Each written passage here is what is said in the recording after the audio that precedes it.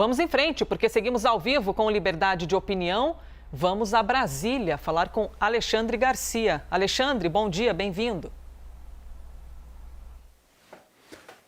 Bom dia, obrigado, Elisa. Vamos então ao diálogo de hoje. Vamos ao assunto, então. O nosso abre-alas aqui com Alexandre Garcia é que a Prefeitura de São Paulo suspendeu a vacinação contra a Covid-19. A Prefeitura afirmou que todo o estoque foi utilizado por causa da procura na capital, que foi alta, segundo a Prefeitura. Nesta semana, a faixa etária que deveria ser imunizada é a de pessoas de 50 a 59 anos. O prefeito de São Paulo, Ricardo Nunes, afirmou ao analista da CNN, o Caio Junqueira, que o calendário vai ser retomado normalmente a partir de amanhã, que viria a ser quarta-feira, 23 de junho. Como você avalia essa suspensão do calendário, então, Alexandre?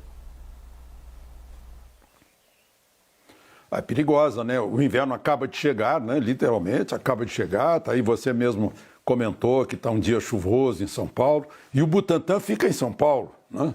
Então, alguma coisa está acontecendo. Agora, eu queria aproveitar para lembrar o que a Prefeitura de Bagé, no Rio Grande do Sul, lá na fronteira, né, com o Uruguai, quase na fronteira com o Uruguai, tá fazendo. Também houve atraso da primeira dose, então, com 50 voluntários, começou agora no sábado um teste de eficácia da vacina, no caso a Coronavac, né?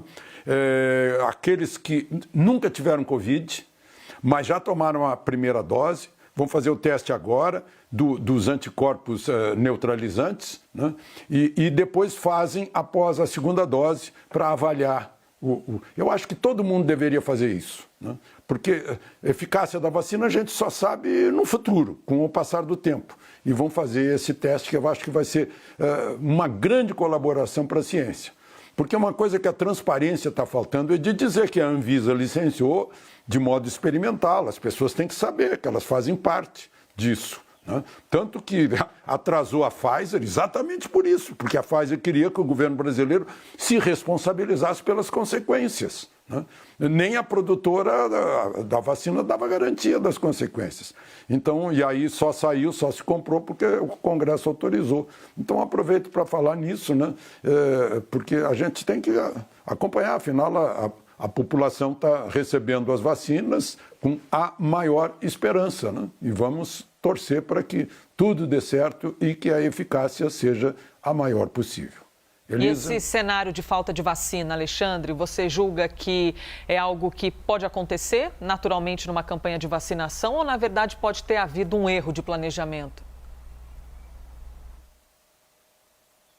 Pois é, até a China, que tem uma imensa produção de vacina, teve dificuldades, porque ela teve os compromissos com os fornecedores e com seus próprios chineses, né? Aqui nós não temos a vacina de produção própria, nós dependemos do IFA, dependemos das compras diretas de vacina, dependemos, enfim, de um sistema logístico. Nós temos a ponta, a tática, digamos assim, está resolvido, o movimento tático. Agora, o estratégico é que fica trancando por questões de produção da fábrica, né? Eu imagino que seja isso. O Butantan está ali do lado e está atrasando, né? O atraso apenas significa um vácuo entre a necessidade de uma segunda dose para manter a imunidade que está prevista pela vacina.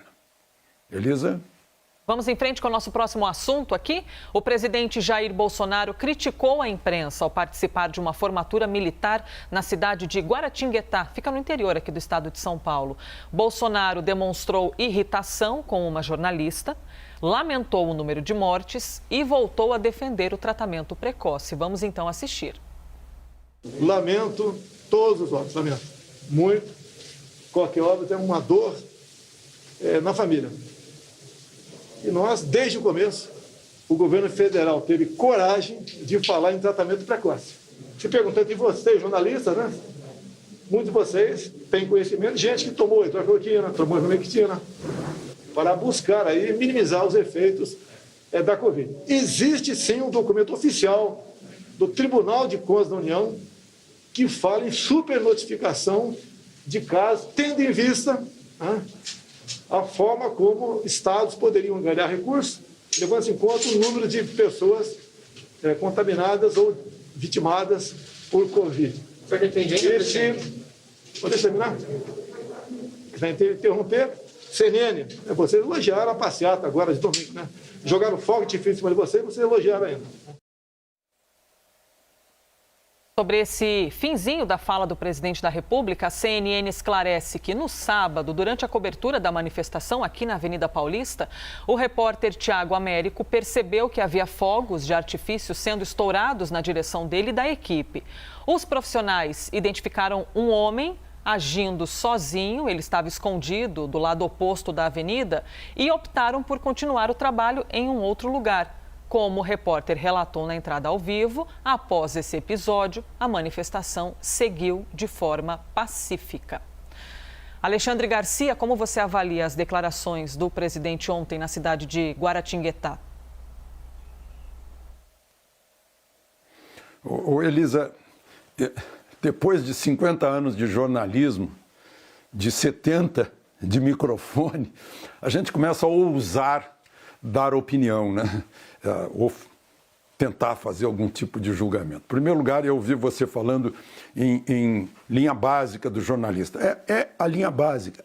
Nós, jornalistas, temos que fazer as perguntas inconvenientes para a autoridade. Nós temos que perguntar aquilo que a autoridade não quer responder. Aquilo que não deixa a autoridade satisfeita em responder. Fazer a pergunta que ela não gostaria de ouvir. É o contrário da CPI, que quer ouvir as respostas, né?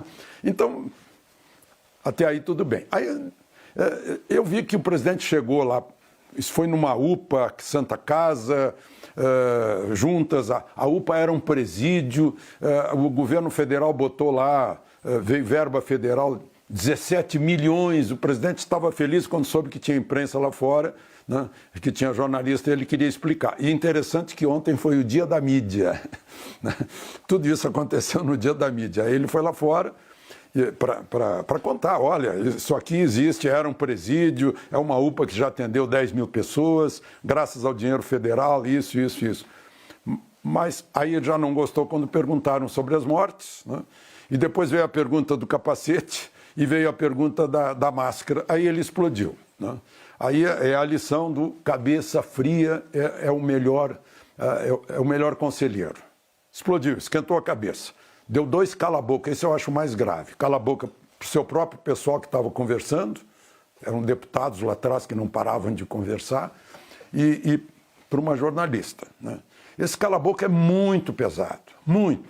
Eu estava olhando, pensando, quando eu ouvi esse cala-boca, eu estava pensando na minha vida, eu acho que nunca mandei alguém calar-boca. Nem na infância, nas briguinhas lá de futebol e tal. Não lembro, né? Porque é muito forte um cala-boca. Eu já vi isso antes. Eu já vi o presidente Figueiredo, fim de novembro de 1979, em Florianópolis, partir para tirar soco para cima de um circunstante. Aconteceu comigo, com o vice-presidente Aureliano Chaves, né? Ele veio dar uma entrevista e eu perguntei a ele sobre uma frase de Magalhães Pinto a respeito dele. E ele pensou que eu tinha dito a frase, ele deu um soco na mesa, apontou o dedo no meu nariz e disse, repita isso se for homem. Aí eu disse, não fui eu que disse, foi o senador Magalhães Pinto. Pois traga ele aqui se ele for homem, né? Foi uma coisa assim, acabou a entrevista ali na hora. Então a cabeça quente é má conselheira sempre, né? Eu não sei, o presidente deve ter avaliado hoje, viu que os seus seguidores apoiaram, porque ele foi porta-voz de algumas coisas que os seguidores gostariam de dizer, mas no todo, a autoridade tem que ter cabeça fria e para contribuir para esse tratamento. Vejam só, vamos pegar outra lição na CNN. A repórter Kathleen Collins, lá na cobertura de Genebra, né, fez uma pergunta, insistiu na pergunta para o presidente Biden. O presidente Biden foi rude, não vamos dizer grosseiro, foi rude, e disse, se a senhora acha isso, então a senhora errou de profissão. Como é que foi a palavra? A senhora está na profissão errada. E deu as costas e foi embora. Na hora de embarcar, depois, lá em Genebra, na hora de embarcar, ele ia subir no Air Force One viu os jornalistas ali perto, foi lá e disse, I apologize, eu peço desculpas daquela parte final da minha referência. Aí a repórter, a Caitlin Collins, né, disse, olha, eu gostei da pedido de desculpa, mas o presidente não precisava pedir desculpas, porque é nosso trabalho fazer isso, é o trabalho dele responder. Seja ele republicano ou democrata, seja lá o que for, é o nosso trabalho. Então é isso que tem que haver de parte a parte, né? O entendimento. O presidente da República é a autoridade suprema do país, né? Ele ficou irritado com interrupções, né? Tá desenvolvendo uma coisa. No caso, ele deu o recado aí do tratamento imediato, e essa questão aí do número, a gente pode pesquisar na transparência dos cartórios e chegar às conclusões devidas, né? Então, foi um episódio que precisa deixar lições, né? Eu acho que as duas partes, humildemente, devem olhar para dentro e pensar no que aconteceu. Eu aproveito Elisa, aqui para reiterar, Alexandre Garcia, o que já disse agora há pouco, mas me parece de bom tom repeti-lo, já que eu estava com o Sidney, agora estou com você. A nossa sincera, evidentemente, solidariedade à repórter que, como eu disse há pouco, estava exercendo aquilo que é o básico da função, que é fazer perguntas. Próximo assunto que eu trago aqui para o Liberdade de Opinião, a ministra Rosa Weber, do STF, suspendeu a convocação de governadores para a CPI da pandemia. A pedido da ministra, o plenário do STF vai se reunir ainda nesta semana para decidir qual será a regra a respeito do tema. Essa informação foi confirmada à CNN pela assessoria de imprensa da Corte. Até o momento, apenas o ex-governador do Rio de Janeiro, Wilson Witzel, tinha prestado depoimento à comissão. Então, já compartilho aqui com você a pergunta, Alexandre, como você avalia essa decisão da ministra Rosa Weber? De que maneira ela deve repercutir? Pois é, o Supremo é intérprete da Constituição. O artigo 50 da Constituição, que fala em convocação por parte do CPI, não menciona nem governadores, nem presidente da República, né? Tem lá um princípiozinho, eu só sou um leitor, né? Nada mais, eu não sou formado em Direito, mas tem um princípiozinho que diz que aquilo que não é proibido pela lei é permitido, né? Então a lei não proíbe que nem presidente da República, nem governadores. Está lá, assim, pode convocar ministros, né? Chamar ministros. O regimento interno do Senado é que diz que uma comissão parlamentar de inquérito não pode abordar assuntos dos estados e da Câmara dos Deputados, né? Então, talvez baseada nisso, né? Vai submeter ao plenário. O plenário não vai deixá-la só, né? Vai avalizar isso, vai endossar essa decisão. Eu acho que esvazia a CPI, porque vai investigar o quê, então? Vai investigar vontades políticas? Não, tem que investigar o fato determinado. O principal fato determinado, eu chamei de principal por quê? Porque é o requerimento que tem 45 assinaturas. O que quer investigar o presidente tem 31. Então, o fato principal da CPI é investigar para onde foi o nosso dinheiro. Cadê o dinheiro que estava no nosso pagamento de imposto? E foi para pagar o hospital de campanha, respiradores, que palavrinha mágica é essa, e proteção individual para as equipes profissionais de médicos, né? Não vai poder. Então, não vão os governadores. Agora, fica a pergunta, né? Por que governadores recorrem ao Supremo para não ir? Por que não querem ir, né? Porque não tem nada a esconder, vai lá e fala, né? Um ex-governador mas foi lá e usou a CPI, usou como palanque para acusar na tentativa de se defender, inclusive num português sofrível para um juiz de direito de carreira, né? Convenhamos, juiz federal. Mas, enfim, né? Ele usou a CPI e foi embora, se levantou na hora que começaram as perguntas que iam deixá-lo incomodado, foi embora, né? Então, é isso. Elisa? E na sua opinião, Alexandre, esse movimento no STF, que reflete no Legislativo, pode de alguma maneira significar, assim, digamos, uma derrota para o governo federal? Porque inicialmente a CPI da pandemia estava ali toda dedicada a investigar apenas o que fez o governo federal. Depois houve ali um posicionamento de, opa, pera lá, também queremos investigar o que foi feito com a verba enviada aos governadores, aos prefeitos. Esse momento poderia significar uma derrota, Alexandre? Derrota para a CPI, sim. A CPI vai investigar o quê? Né? Você não vai investigar cadê o dinheiro que estava aqui? Né? Eu acho que sim. E é mais uma derrota para o parlamento em geral. É mais uma intromissão de outro poder, né? Contrariando o que está no 2º artigo da Constituição, numa questão muito interna do Senado Federal, que é uma comissão parlamentar de inquérito. Está certo, está garantindo direitos dos governadores. Isso é amplo, qualquer um pode pedir garantia de seus direitos. Mas é muito estranho, é uma recorrência, uma reincidência. Já foi o Supremo que mandou abrir a CPI. Agora o Supremo determina quem pode e quem não pode depor na CPI. Fica estranho, muito estranho. Por falar em CPI, hoje, terça-feira, 22 de junho, temos a retomada dos trabalhos. Daqui a pouco, às 9 da manhã, começam então eles. E o nome do dia é o deputado e ex-ministro da Cidadania, Osmar Terra. Terra é apontado como um dos integrantes daquele chamado gabinete paralelo que orientava o presidente Jair Bolsonaro no combate à pandemia. Os senadores aprovaram inicialmente a convocação de Terra, mas converteram essa convocação em convite. E o que isso significa? Como convidado, o deputado pode decidir não comparecer ou deixar a reunião a qualquer momento. Qual a expectativa, então, Alexandre Garcia, para o depoimento de hoje? Por estar, então, nessa condição de convidado, o deputado vai ficar até o fim das perguntas ou vai se levantar e sair como fez o ex-governador Witzel? Não, eu acho que o Witzel não é exemplo para o deputado Osmar Terra, não.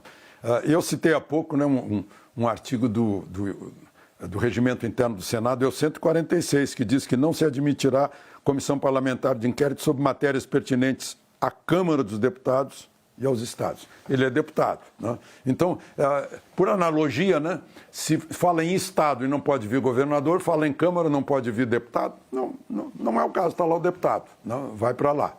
É interessante porque vai ser com as mesmas imunidades, que aliás não estamos tão imunes assim, né, previstas no artigo 53, acho, da Constituição, com a mesma imunidade parlamentar que tem os senadores, igual para igual. Mas acho que pode ter 2 belos duelos, né?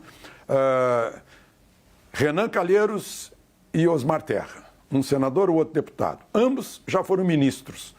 Osmar Terra foi 2 vezes ministro de Temer e de Bolsonaro. Renan Calheiros foi ministro da Justiça de Fernando Henrique, né? Ambos com muitos mandatos. Renan Calheiros tem até mais mandato como senador que Osmar Terra. Osmar Terra acho que tem 4 mandatos como deputado, mais meio como suplente, né? Ou seja, ambos têm carreira política extensa. Pode ser um bom duelo. E os 2 são do MDB, os 2 são do mesmo partido. E depois, 2 médicos, Otto Alencar e Osmar Terra. Esse vai ser ótimo, né? Tomara que Otto Alencar esteja lá presente, porque outro dia que teve lá 2 médicos, Otto Alencar não foi, né? Eu estou curioso para ver esse encontro de hoje, né? Eu estou até tentando levantar a audiência da CPI, que despencou, né? Se a gente olhar o Google Trends, vai ver que 100 com o Pazuello, com a doutora Mayra, e agora despencou para 41, né? Ou seja, caiu quase 60% a audiência da CPI. Está cansando, né? Porque fica mais sobre o mesmo. Vamos esperar. Elisa? E que tipo de perguntas a audiência da CPI deve ouvir hoje, Alexandre? Como deve ser a postura dos senadores nesse momento de ouvir aquelas declarações dadas por Osmar Terra sobre coronavírus, sobre a pandemia e o enfrentamento dela aqui no Brasil? Bom, se tiverem que saber quem previu, quem fez previsões certas ou erradas, vão ter que convocar uma multidão, né, aqui nesse país, porque No início, então, ninguém sabia nada, né? Diziam que o vírus ia morrer com 27 graus do verão brasileiro, né? Diziam que seria uma gripezinha, diziam tudo isso, né? Mas, enfim, eu acho que as perguntas mesmo vão centralizar no suposto inventado gabinete paralelo, que, na verdade, são pessoas da área de medicina que o presidente chamou para se aconselhar, para saber o que é que a gente faz, né? Aliás, deveria ser muito mais, né? Deveria ter, não só o Congresso Nacional deveria convocar, como o presidente da República deveria ter, eu já falei aqui, né, uns 50 especialistas médicos, né, gente de medicina. Doença é com a medicina, né? Solução de doença, né, quando há dúvida, é com a clínica é soberana, não custa a gente repetir essas coisas. Porque os dogmas aí estão girando e atrapalhando as pessoas e ajudando o coronavírus. Mas, enfim, vamos perguntar muito sobre isso, o tal gabinete paralelo. Eu acho que vai ser essa que vai ser a concentração, pelo menos é o que imagina a bolinha de cristal, né? Mas vamos ver o que vai acontecer. Elisa? Já temos, inclusive, imagens da chegada do nome do dia, o deputado Osmar Terra, aí já chegando até a sala da comissão da CPI da pandemia. Osmar Terra, que é deputado e também ex-ministro da Cidadania. Lembrando aquilo que acabamos de dizer, que os senadores aprovaram inicialmente uma convocação a Osmar Terra. Só que agora converteram em convite. Então, como convidado, o deputado poderia decidir ir ou não, já vimos que foi, então essa questão já é deixada de lado, mas também como convidado ele pode decidir deixar a reunião a qualquer momento. A gente viu essa cena ocorrer uma vez, citada agora também pelo Alexandre Garcia, envolvendo o ex-governador do Rio de Janeiro, Wilson Witzel. Vamos ver o que nos espera então nesse dia. Me despeço de você, Alexandre Garcia, desejando aí uma boa terça-feira em Brasília. Obrigada. E eu desejo que você aproveite as férias, Elisa. Até amanhã.